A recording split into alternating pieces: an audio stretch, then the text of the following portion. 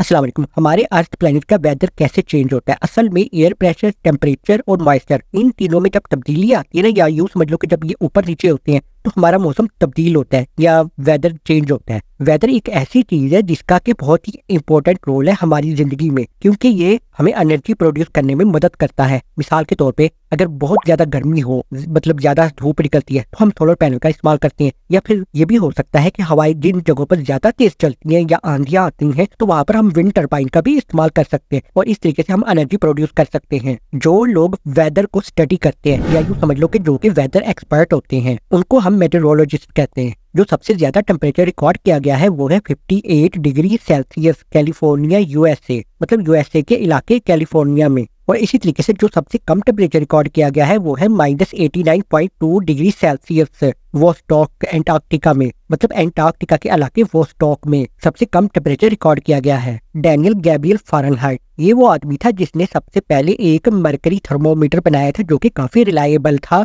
हमारे मौसमों का पता लगाने के लिए, और इसको हम फारेनहाइट स्केल भी कह सकते हैं। कनाडा के एक इलाके न्यू फाउंडलैंड में साल के तकरीबन 185 डेज फॉग ही रहती है, मतलब इतने दिन सिर्फ धुंध रहती है। लेकिन ये दिन ऊपर नीचे भी थोड़े से हो सकते हैं, क्योंकि किसी जगह पर ये 200 तक भी लिखा हुआ है, मतलब 200 दिन सिर्फ फॉग ही रहती है न्यू फाउंडलैंड में। अब तक की जो सबसे ज्यादा स्नोफॉल रिकॉर्ड की गई है वो है तकरीबन 5 मीटर, और ये रिकॉर्ड की गई थी न्यूयॉर्क में 1977 में। अब तक की जो सबसे तेज हवा या आंधी रिकॉर्ड की गई है वो की गई है तकरीबन 408 किलोमीटर पर आवर, और ये रिकॉर्ड की गई थी 1996 में वेस्टर्न ऑस्ट्रेलिया में। रेन ड्रॉप मतलब बारिश के कतरे की एवरेज स्पीड हो सकती है 20 माइल पर आवर। एंटार्क्टिका में जब भी स्नोफॉल होती है तो ये इतनी हार्ड और डेंस होती है कि हम अपने हाथ को भी नहीं देख पाते। जब भी स्नोफॉल होती है तो इसमें स्नो फ्लेक्स होते हैं। अब स्नो फ्लेक का मतलब ये है कि इनमें जो छोटे छोटे वो रुई के टुकड़े होते हैं ना, तो उनको हम स्नो फ्लेक्स बोलते हैं। और बाज़ औक़ात ऐसा भी होता है कि इनको जमीन तक पहुंचने में तकरीबन 1 घंटा भी लग सकता है स्नो फ्लेक्स को।